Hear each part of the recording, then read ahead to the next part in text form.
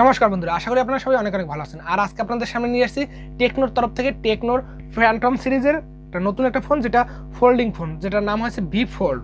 তো টেকনো আজকাল folding phone নিয়ে কাজ করতেছে। তো স্যামসাং, আপনার অপ্পো, ওয়ানপ্লাস, তারপর সব কোম্পানি কিন্তু আসলে ফোল্ডিং ফোন নিয়ে কাজ করতে চলছে।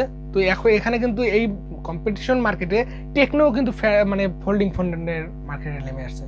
তো এই টেকনোর আপনার ফ্যান্টম ভি ফোল্ড, এই ফোনটা কেমন হবে এবং কি থাকছে কনফিগারেশনে এবং কত টাকা প্রাইস সেগমেন্টে আসতে পারে এবং এই ফোনটা কি আপনার নেওয়া ঠিক হবে, এই সকল বিষয়ে আপনার ধারণা দেবো আমি অনুপম। আর আপনারা দেখছেন ABTechnews। তাহলে অবশ্যই ভিডিওটাতে একটা লাইক দিবেন এবং চ্যানেলে যদি নতুন হয়ে থাকেন তাহলে অবশ্যই সাবস্ক্রাইব করে দেবেন। আর যারা ইতিমধ্যে সাবস্ক্রাইব করে ফেলেছেন তাদেরকে অসংখ্য ধন্যবাদ।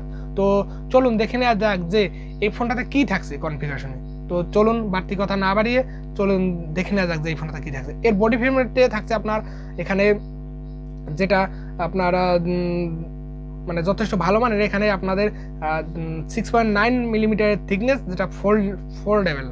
এছাড়াও এখানে থাকছে আপনার 299 গ্রাম ওজন, 300 গ্রামের মতন ওজন থাকছে।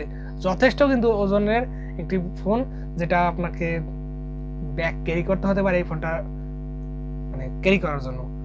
তো ওয়েট ডিস্ট্রিবিউশনটা কিন্তু একটু বেশি হয়ে গেছে, যেটা ম্যানেজ ভালোভাবে করতে পারেনি টেকনো। তো নতুন কোম্পানি, তো সেই সেগমেন্টে আপনাদের ফোল্ডিং ফোন দিচ্ছে, তো সেটা কিন্তু আহামরি একটা বিষয় যেটা টেকনো আপনাদেরকে করিয়ে দেখিয়েছে। এছাড়াও এখানে থাকছে আপনার ডুয়েল সিম কার্ডের স্লট।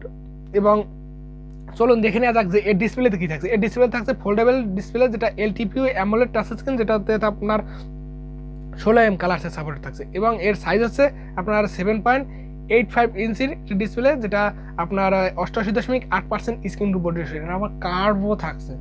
তো বুঝে দেখুন কতটা ভালো মানের এর মানে ডিসপ্লেটা থাকছে।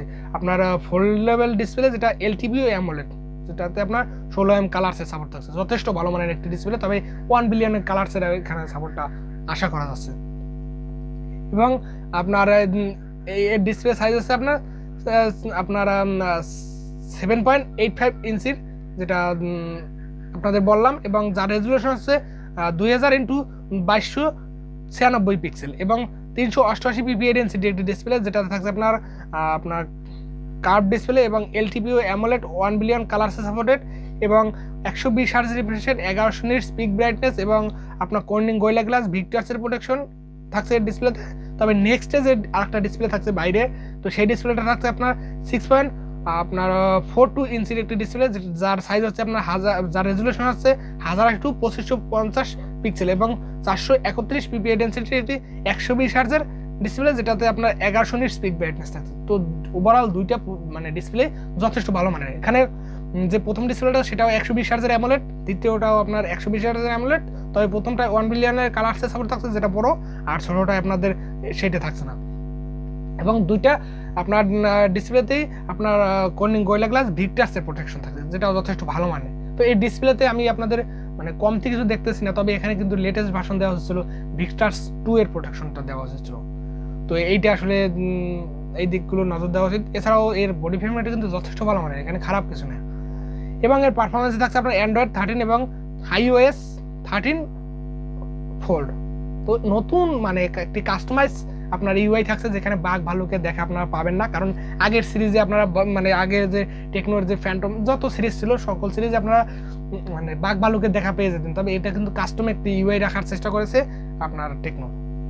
আর যার চিপসেট হিসেবে থাকছে মিডিয়াটেকের ডাইমেনসিটি 9000 প্লাস প্রসেসর, যেটা 4 ন্যানোমিটার আর্কিটেকচার বিল্ড করা। তো যথেষ্ট ভালো মানের একটি মানে এখানে প্রসেসর, যেটা 9000 প্লাস প্রসেসর, যেটা লেটেস্ট প্রসেসর, যথেষ্ট পাওয়ার কনজিউমিং এবং একটি ভালো মানের প্রসেসর, যেটা আপনাকে এখান থেকে ডিসেন্ট কোয়ালিটি পারফরমেন্স দিয়ে দেবে। এবং এখানে থাকছে আপনার জিপিইউতে মালি G7010 এবং MC10 এখানে সাপোর্ট পেয়ে যাচ্ছেন। তবে এখানে আপনারা প্রসেসরের মামলায় যদি আপনারা কলকাম স্ন্যাপড্রাগনের 870 প্রসেসরটা দিত তাহলে খুব ভালো হতো, কারণ কলকামের প্রসেসর একটু ভালো মানের হয়ে থাকে। তবে এখানে 8 Gen 1 প্রসেসরটা আমরা আশা করি, তো সেইটা মতনই পারফরমেন্স দিয়ে দেবে 9000 প্লাস প্রসেসর। তবে মিডিয়াটেকের প্রসেসর আপনারা দুর্বল পাচ্ছেন, কিন্তু আসলে না, এখানে ভালো মানের প্রসেসর এখানে। আর এখানে যদি আপনারা গেমিং এক্সপিরিয়েন্স নিতে চান, যথেষ্ট ভালো মানের গেমিং এক্সপিরিয়েন্স পেয়ে যাবেন এখান থেকে।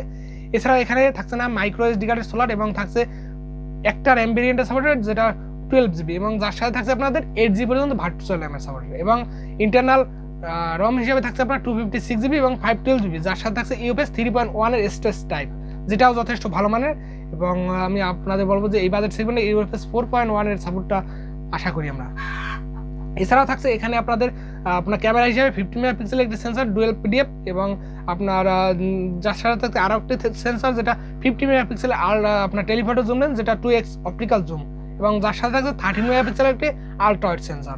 তো এখানে ক্যামেরা সেগমেন্টেও আপনারা যথেষ্ট ভালো মানের পেয়ে যাচ্ছেন এবং এখানে সেকেন্ডারি সেন্সর হিসেবে থাকছে আপনার 16 মেগাপিক্সেলের একটি সেন্সর যেটা কার্ভ ডিসপ্লের সাথে থাকছে এবং যেটা আরেকটা থাকছে 32 মেগাপিক্সেলের সেন্সর যেটা আপনাদের ফোল্ডেবল ডিসপ্লের সাথে থাকছে। তো যথেষ্ট ভালো মানের কিন্তু এখানে আপনারা পেয়ে যাবেন এর ক্যামেরা সেগমেন্ট। ক্যামেরা কোয়ালিটি যথেষ্ট ভালো মানের, তবে এখানে এর ক্যামেরাতে ওয়াইএস এর সাপোর্টটা আমরা মিস করতেছি, এখানে ওয়াইএস এর সেন্সরটা দেওয়া হয়েছিল, তো এই দিকটা আসলে মিস করা হচ্ছে। তো এখানে 4K 30fps পর্যন্ত সর্বোচ্চ ভিডিও রেকর্ডিং এর সাপোর্ট পেয়ে যাবেন। এখানে থাকছে না 3mm জ্যাকেট সাপোর্টেড, এছাড়া থাকছে ডুয়েল স্টোরেজ স্পিকার, এই দিকটা কিন্তু ভালো, ডুয়েল স্টোরেজ স্পিকার সাপোর্ট থাকছে, তো যথেষ্ট ভালো মানের সাউন্ড কোয়ালিটি আপনারা এখান থেকে পেয়ে যাবেন। এছাড়াও এর কানেক্টিভিটিতে থাকছে আপনার ব্লুটুথ 5.2 এর সাপোর্টেড, ওয়াইফাই 6 এর সাপোর্টেড, ডুয়েল ব্যান্ড হটস্পটের সাপোর্টেড এবং জিপিএস এর সাপোর্ট থাকছে, এনএফসি সাপোর্ট থাকছে, এফএম রেডিও সাপোর্ট থাকছে, USB type C port, OTG support পর্যন্ত থাকছে। তো ওভারঅল কানেক্টিভিটিতে বেস্ট কোয়ালিটি পেয়ে যাচ্ছেন। এছাড়াও এর মানে এখানে থাকছে ফিঙ্গারপ্রিন্ট সেন্সর যেটা সাইড মাউন্টেড এবং জাইরো এ sensor, proximity sensor, compass sensor, তো এখানে সকল ধরনের সেন্সর আপনারা এনাবেল পেয়ে যাচ্ছেন। তো সেন্সর মামলায় আপনারা এখান থেকে কোনো ধরনের কোনো সেন্সর কম পাচ্ছেন না।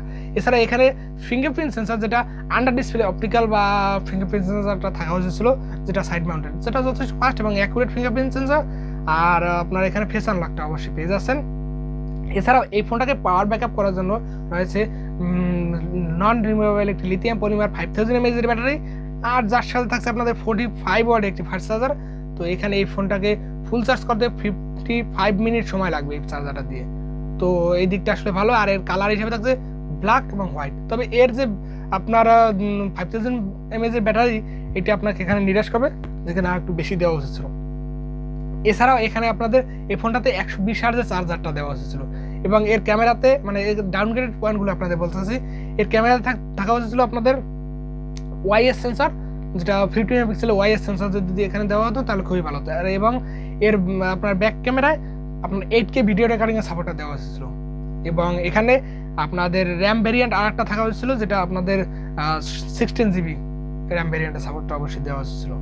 এছাড়াও এখানে ইউএফএস 4.1 এর স্টোরেজ টাইপটা দেওয়া হয়েছিল এবং আপনাদের এখানে প্রসেসরটায় আপনাদের মিডিয়াটেকের প্রসেসর না দিয়ে এখানে আপনাদের কলকাম স্ন্যাপড্রাগনের 8 Gen 2 প্রসেসরটা আমরা আশা করতাম। এছাড়াও এর ডিসপ্লেটা যথেষ্ট ভালো মানের ডিসেন্ট কোয়ালিটি পারফরমেন্স পেয়ে যাবেন। তো এখানে আর ডাউনগ্রেডেড পয়েন্ট আমি দেখতেছি না। তো এই ফোনটার প্রাইসটা কত হতে পারে, অ্যাকচুয়াল প্রাইসটা যেটা ধারণা করা আছে 1,20,000 টাকা এর প্রাইস হতে পারে এবং যেটা ইন্ডিয়ান প্রাইস যেটা 65 থেকে 70,000 টাকা বাজার সেগমেন্টে এটা ইন্ডিয়াতে লঞ্চ করা হতে পারে এবং বাংলাদেশে 1,20,000 টাকা হতে পারে। তো বাংলাদেশে যদি 1,20,000 টাকা বাজার সেগমেন্টে এই ফোন আসে তাহলে আপনারা কারা কারা পারচেজ করার জন্য ইচ্ছুক তো অবশ্যই কমেন্ট করে জানাবেন। এবং আনঅফিসিয়াল যেটা আপনারা 80-90,000 টাকা বাজার সেগমেন্টে পেয়ে যাবেন এই ফোনটা, তো এই 80-90,000 টাকা বাজার সেগমেন্টে যদি এই ফোনটা পেয়ে যান তো আপনারা কারা কারা পারচেজ করবেন অবশ্যই কমেন্ট করে জানাবেন। তো আমার আসলে মতামত যে এই ফোনটা যে পারফরমেন্স আসছে তো এখানে ক্যামেরার দিকটা যদি একটু ভালো থাকতো তাহলে বেস্ট প্যাকেজ হতো, তবে এর যে মানে কোয়ালিটি সেটা যথেষ্ট ভালো মানের, কারণ এই বাজেটে মানে ফোল্ডেবল ফোন পাওয়া যাচ্ছে না। তো সেই বাজেট সেগমেন্টে যদি আপনারা বিচার বিবেচনা করেন তো এই ফোনটা বেস্ট কোয়ালিটির হতে পারে, কারণ প্যান্টম সিরিজের ফোন একদম খারাপ হবে না, টেকনোর ফোন একদম খারাপভাবে তৈরি করেনি। এই ফোনটা বিল্ড কোয়ালিটি যথেষ্ট ভালো মানের রয়েছে, তো ওরা কিন্তু ভালো মানের একটি ফোন আপনারা পেয়ে যাচ্ছেন। তো আমার কাছ থেকে এই আমার পার্সোনাল মতামত ছিল এবং আপনাদের কি মতামত সেটা অবশ্যই কমেন্ট করে জানাবেন, কারণ আপনাদের মতামত আলাদা হতে পারে। এবং ভিডিওটা যদি ভালো লাগে অবশ্যই লাইক দিবেন এবং চ্যানেলে সাবস্ক্রাইব করে পাশে থাকবেন এবং আপনারা মানে নেক্সটে কোন ফোনের ভিডিও দেখতে চান সেটাও কমেন্ট করে জানাবেন। তো দেখা হচ্ছে নেক্সট ভিডিওতে, সবাই ভালো থাকবেন, সুস্থ